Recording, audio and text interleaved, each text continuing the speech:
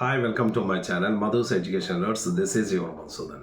ఈరోజు ఈ వీడియోలో ఏపీ ఎంసెట్ లేదా తెలంగాణ ఎంసెట్ రాసినటువంటి స్టూడెంట్స్ ఎవరైనా సరే ఒక ఇంజనీరింగ్ కాలేజీలో బెస్ట్ ఇంజనీరింగ్ కాలేజీలో మీకు నచ్చినటువంటి ఒక బెస్ట్ బ్రాంచ్లో జాయిన్ అవ్వాలంటే అసలు బెస్ట్ కాలేజీ అనేది ఎలా సెలెక్ట్ చేసుకుంటారు, దేన్ని బేస్ చేసుకొని మనం ఈ కాలేజీ మంచిది, ఫ్యూచర్ ఈ కాలేజీలో చదివితే కెరీర్ బాగుంటుంది అని మనం ఎలా డిసైడ్ అవుతాం.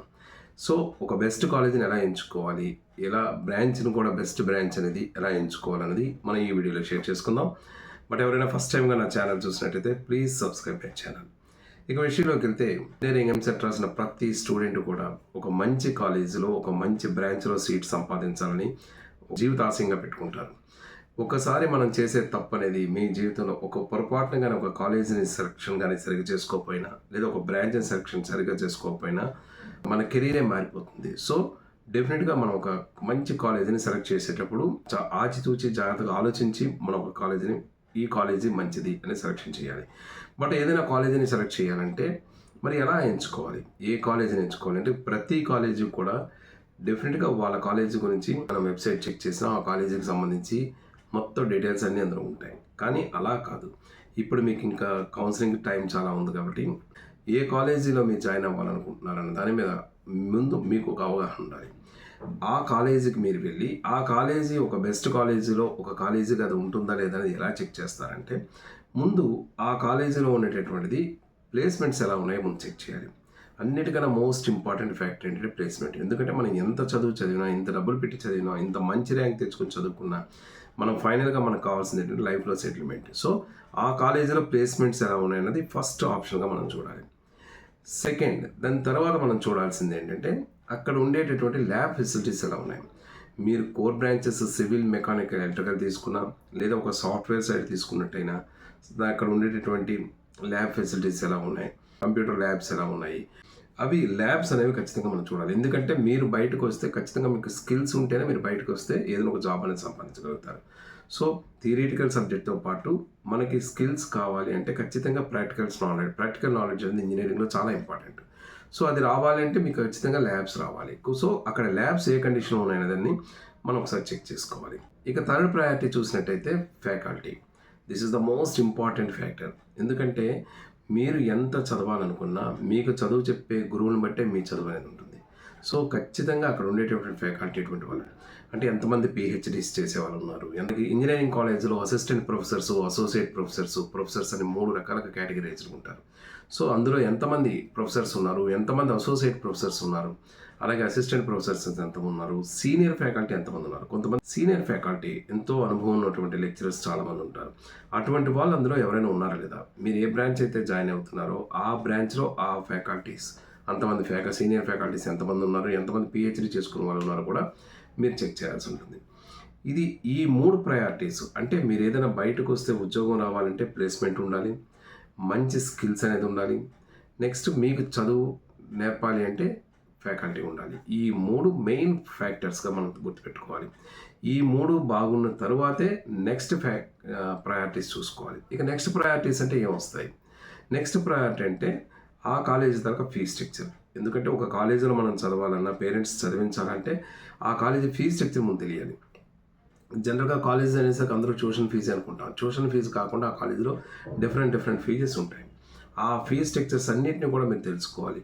టోటల్గా ఒక ఇయర్కి ఎంత ఫీజు పడుతుంది, అలాగే 4 ఇయర్స్ మీరు చదవడానికి మీకు ఎంత అమౌంట్ ఫీజు అవుతుందని చూసుకోవాలి. ఎవరికైనా ఫీ రియంబర్స్మెంట్ ఉంటే అది కేవలం ట్యూషన్ ఫీజుకు మాత్రమే వర్తిస్తుంది తప్ప ఈ రిమైనింగ్ ఫీజెస్ అంటే క్యాంపస్ రిక్రూట్మెంట్ ట్రైనింగ్ ఫీజెస్ కానీ లేదా ఒక ఎన్బిఏ ఫీజెస్ కానీ డిఫరెంట్ ఫీజెస్ అన్నీ కూడా ఉంటాయి.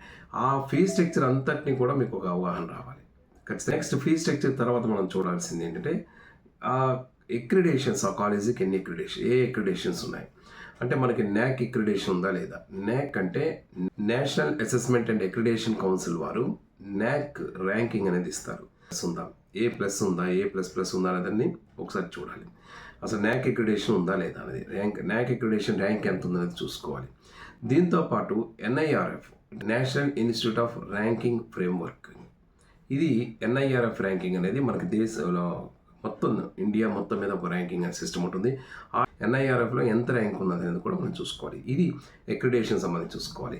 నెక్స్ట్ మీరు ఏ బ్రాంచ్ అయితే జాయిన్ అవ్వాలనుకుంటారో ఆ బ్రాంచ్కి ఎన్బిఏ అక్రిడేషన్ ఉందా లేదా చూసుకోవాలి. అంటే ఎన్బిఏ అంటే national board of accreditation. NBA accreditation మీరు ఏ బ్రాంచ్ జాయిన్ అవ్వకుండా ఆ బ్రాంచ్కి ఎన్బిఏ అక్రిడేషన్ ఉందా లేదా చూసుకోవాలి.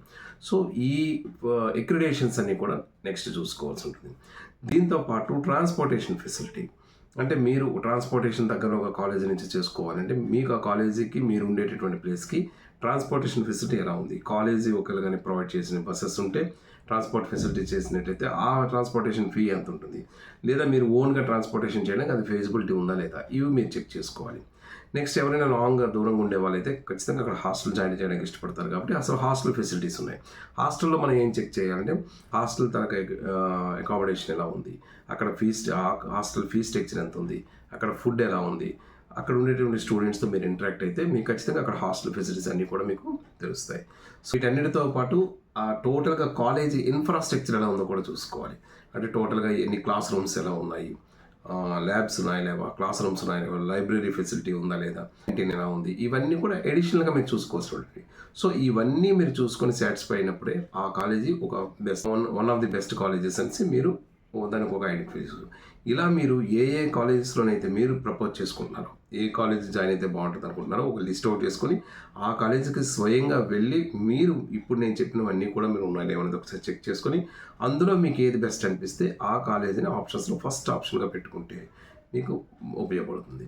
అదేవిధంగా బ్రాంచ్ విషయంకి వచ్చేసరికి ఎన్బిఏ అక్రిడేషన్ ఉందా లేదా, ఆ బ్రాంచ్లో ఫ్యాకల్టీ ఎలా ఉన్నారు, ఆ బ్రాంచ్ నుంచి బయటకు వచ్చే వాళ్ళకి ప్లేస్మెంట్స్ ఎలా ఉన్నాయి, వీటిని కూడా మనం ఒకసారి చెక్ చేసుకోవాల్సి ఉంటుంది. అలాగే ఆ బ్రాంచ్కి సంబంధించి ల్యాబ్స్ ఎలా ఉన్నాయి, క్లాస్ రూమ్స్ ఎలా ఉన్నాయి, సీనియర్ ఫ్యాకల్టీస్ ఎలా ఉన్నారు, ఆ బ్రాంచ్లో ఎంతమంది ప్రొఫెసర్స్ ఉన్నారు, అసోసియేట్ ప్రొఫెసర్స్ ఉన్నారు, నెక్స్ట్ ఆ బ్రాంచ్కి సంబంధించి బయటికి రిలీవ్ అయిన తర్వాత సెటిల్ అయ్యే ప్లేస్మెంట్స్ ఎలా జరిగాయి, ఇవన్నీ కూడా మనం ఆ బ్రాంచ్కి మీరు ఏ బ్రాంచ్ అనుకుంటారో ఆ బ్రాంచ్కి సంబంధించి వాటిని చూడాలి. ఇలా మనం ఒక కాలేజీని కానీ ఒక బ్రాంచ్ని కానీ సెలెక్ట్ చేసుకునేటప్పుడు ఫస్ట్ ఈ ప్రయారిటీస్ని దృష్టిలో పెట్టుకొని మనం సెలెక్ట్ చేసుకున్న తర్వాత అప్పుడు మీరు ఆ కాలేజీని డిసైడ్ చేసుకోవచ్చు, బ్రాంచ్ని కూడా డిసైడ్ చేసుకోవచ్చు. ఇక బ్రాంచెస్లో ఏ బ్రాంచ్ తీసుకుంటే బాగుంటుంది, మీరు ఏ బ్రాంచ్ అయితే బాగుంటుంది, వెబ్ ఆప్షన్స్ ఎలా పెట్టాలనేది నా నెక్స్ట్ వీడియోలో మీకు తప్పకుండా షేర్ చేస్తాను. ఈ వీడియోకి సంబంధించి ఇంకా మీకు ఏమైనా డౌట్స్ ఉన్నట్టయితే కామెంట్ బాక్స్లో షేర్ చేయండి, తప్పకుండా నాకు తెలిసిన ఇన్ఫర్మేషన్ మీకు ఇస్తాను. ఈ వీడియో కానీ మీకు నచ్చినట్టయితే please like, share and comment on this video. Thank you so much for your watching. This is your Madhusudan. Thank you.